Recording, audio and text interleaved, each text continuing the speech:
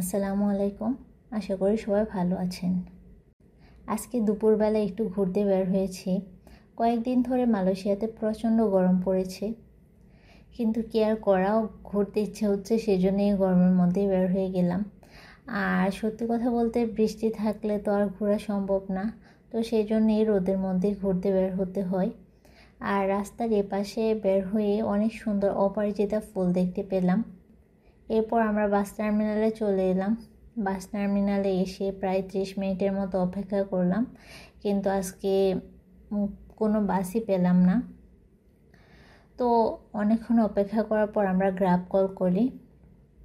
তো প্রায় 30 মিনিটের মতো অপেক্ষা করার পর আমরা গ্র্যাব কল করি, কারণ এর চেয়ে বেশি অপেক্ষা করলে আমাদের যেতে দেরি হয়ে যাবে। আর আজকে আমরা একটা পার্কে ঘুরতে যাচ্ছি, পারদানা বোটানিক্যাল গার্ডেন। তো গ্র্যাব দিয়ে যেহেতু এসেছি, আমাদের আহামরি সময় লাগেনি, খুব তাড়াতাড়ি চলে এসেছি। তো আমরা যে মেন গেটটা রয়েছে পার্কের, সেই মেন গেট দিয়ে প্রবেশ করতে পারিনি। আমরা যে গেটটা দিয়ে প্রবেশ করেছি সেটা হচ্ছে পার্কের 10 নম্বর গেট। বলা যায় আমরা পিছন সাইড দিয়ে প্রবেশ করেছি। আর এই পার্কটা হচ্ছে পুরোটাই পাহাড়ের উপরে, মানে প্রচুর উঁচু নিচু পার্কটা। আমরা এখন উপর থেকে ধীরে ধীরে নিচে নামছি। এই জায়গাটা দেখতে অনেক সুন্দর ছিল, তো সেই জন্য পার্কে প্রবেশ করে একটু এদিকে আসলাম। আর এখানে অনেকগুলো হরিণও ছিল।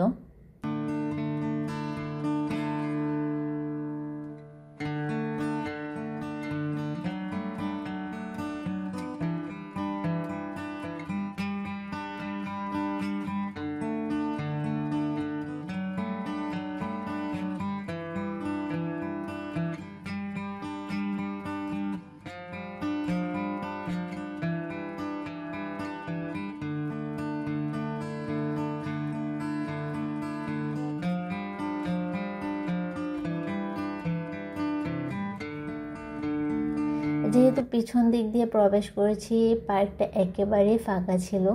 একটু ভয় করছিল যেহেতু একেবারেই ফাঁকা, তবে পার্কের এই পাশটা ভীষণ সুন্দর ছিল। আমরা এখন যেখানে আছি এটা কিন্তু আরও নিচের দিকে যাওয়া যায় পার্কে। তো আমরা আর একটু সামনে গিয়েছিলাম, গিয়ে আবার ব্যাক করেছি। আজকে যেহেতু প্রচণ্ড রোদ ছিল, তো আকাশটা অনেক সুন্দর ছিল, একেবারে নীল। তো এই যে আমরা এখন আরেকটু নিচের দিকে যেতে চাচ্ছিলাম। আরেকটু নিচের দিকে গেলে আবার উপর ওঠার রাস্তা রয়েছে। তো একটু সামনে যাওয়ার পর আমরা সামনে গুইসাপ পাই, তারপর আবার ব্যাক করি, কারণ একা একা ভয় লাগছিল আমাদের দুইজনের। তো এরপর অনেকক্ষণ হাঁটার পর আমরা রাস্তা খুঁজে পাই। এই পাশে মোটামুটি যথেষ্ট মানুষ ছিল, তো এই পাশটা ঘুরতেও ভালো লাগছিল।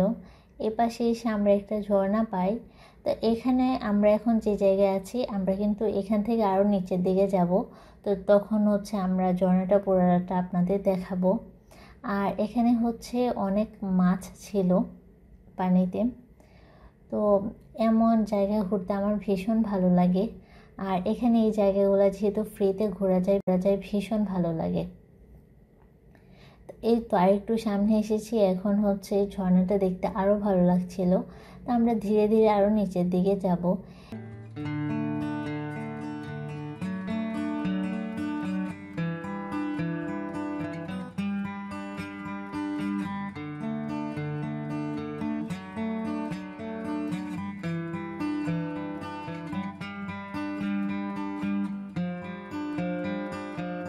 আর এত সুন্দর পার্কটা, এখানে কিন্তু আমরা ফ্রিতেই ঘুরছি। এই পার্কটা সকাল 7টা থেকে সন্ধ্যা 7টা পর্যন্ত খোলা থাকে। তো এখন যেহেতু আমরা সামনের দিকে চলে এসেছি, এই পাশটায় অনেক মানুষ ছিল, আমাদের মতো আরও এখানে অনেকেই ঘুরতে এসেছে। আমাদের দেশে যেসব পার্কগুলোতে আমরা অনেক টাকা দিয়ে ঘুরি, আমার মনে হয় মালয়েশিয়াতে ওই পার্কগুলোতে ফ্রিতেই ঘোরা যায়। আর প্রত্যেকটা পার্কে বাচ্চাদের জন্য খেলার বিশাল বড় এরিয়া থাকে। আমি আপনাদের সাথে শেয়ার করব যখন পার্ক থেকে বের হই তখন।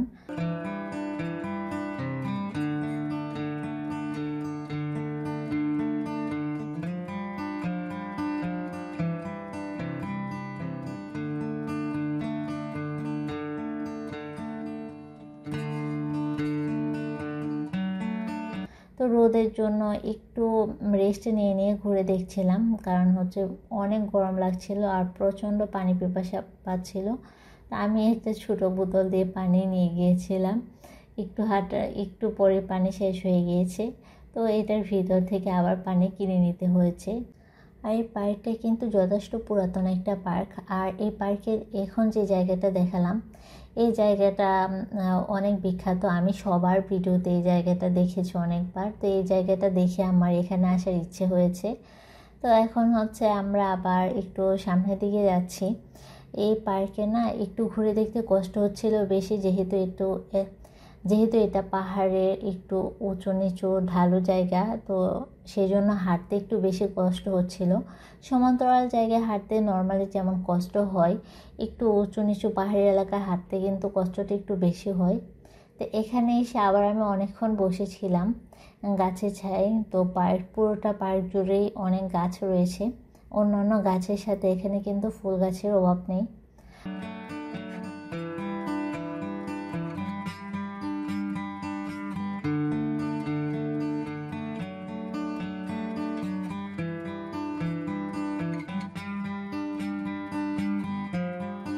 আর ওই যে সামনে দেখতে পাচ্ছেন ওইটা হচ্ছে বাচ্চাদের প্লেইং জোন। এই প্লেইং জোনটাও অনেক বড়। তো ওইখানে যেহেতু একবারে খোলা ছিল, প্রচণ্ড রোদ ছিল, সেই জন্য ওইটার কাছাকাছি আমি আর যাই। এখন যে এরিয়াটাতে ঢুকছি এখানে অনেক ফুলের গাছ ছিল, বিশেষ করে গোলাপ ফুলের গাছ। মালয়েশিয়া আসার পর আমি এখন পর্যন্ত গোলাপের গাছ দেখিনি। আমি এখানে সবচেয়ে বেশি দেখেছি বাগান বিলাস আর হচ্ছে কাঠগোলাপ। তো এখানে আজকে অনেক কালারের অনেক রকমের গোলাপ দেখতে পেয়েছি। গোলাপ তো বরাবরই সবারই ভালো লাগে।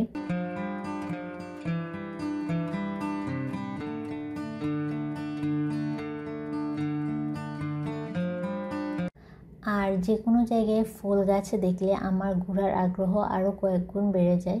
তো এই পাশটাতে হচ্ছে বাগান বিলাস গাছও ছিল, সাথে হচ্ছে কাঠগোলাপও ছিল, যদিও গাছগুলাতে তেমন ফুল ছিল না।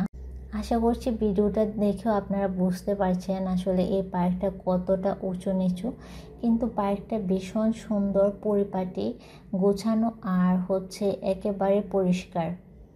এই পার্কে কিন্তু টুকটাক অনেক পশু পাখি রয়েছে, বিশেষ করে পাখি অনেক দেখেছি, বাট হচ্ছে অন্যান্য পশু দেখার জন্য একটু ভিতরের দিকে যেতে হবে, কিন্তু হচ্ছে আমরা ভিতরের দিকে আর যাইনি, সামনের এরিয়াটুকুই আমরা ঘুরে দেখেছি।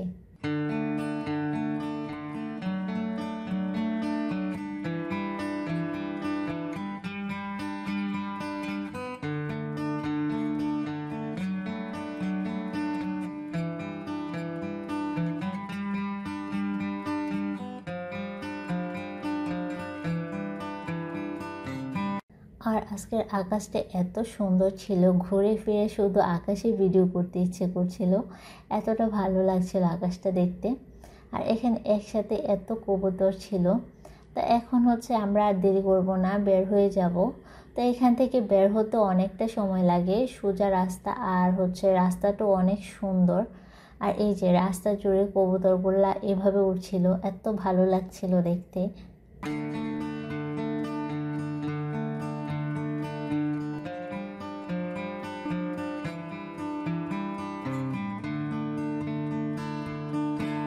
এখন আমরা 4 নাম্বার গেট দিয়ে বের হচ্ছি, কারণ এই পাশ দিয়ে বের হলে হচ্ছে আমাদের বাসে উঠতে সুবিধা হবে। আর এই রাস্তার পাশেই কিন্তু এই যে বাচ্চাদের প্লেইং জোনটা। যেহেতু আজকে প্রচণ্ড রোদ, তো এখানে কোনো বাচ্চা কাচ্চা আজকে ছিল না এত গরমের মধ্যে।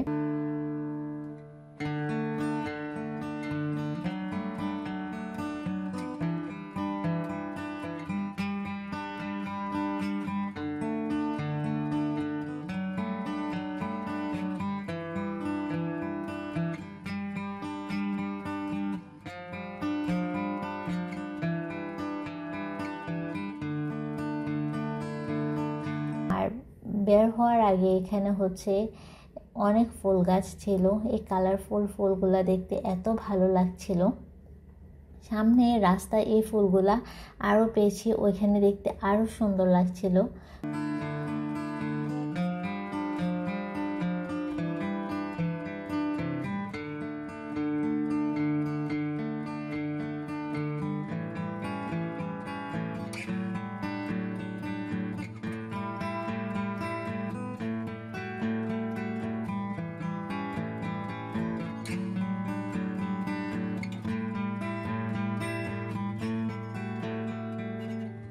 তো পার্ক থেকে বের হতে হতে মেন রাস্তাটা মোটামুটি যথেষ্ট দূরে, তবে আসলে এমন সুন্দর রাস্তা থাকলে হাঁটতে খারাপ লাগে না। আর এখন হচ্ছে রাস্তা থেকে এটা হচ্ছে পার্কের ভিতরে এরিয়া। তো বিকেল হয়ে এসেছে আর এখনও প্রচণ্ড রোদ। রোদ না থাকলে বা গরমটা একটু কম থাকলে হয়তো বা আমরা আরেকটু বেশি সময় ঘুরে দেখতাম, তাও আমরা অনেকক্ষণ ঘুরে দেখেছি। তো এই তো আমরা পার্ক থেকে বের হয়ে এসেছি। বের হয়ে এসে এখানে ছাদখোলা বাস দেখতে পেলাম। এই বাসগুলা দিয়ে কিন্তু পুরা কুয়ালালামপুর শহরটা ঘুরে দেখা যায়। আর এখানে রাস্তা পার হওয়ার সময় এই ফুলগুলো দেখতে পেলাম, এত সুন্দর লাগছিল এখানে এই ফুলগুলো দেখতে।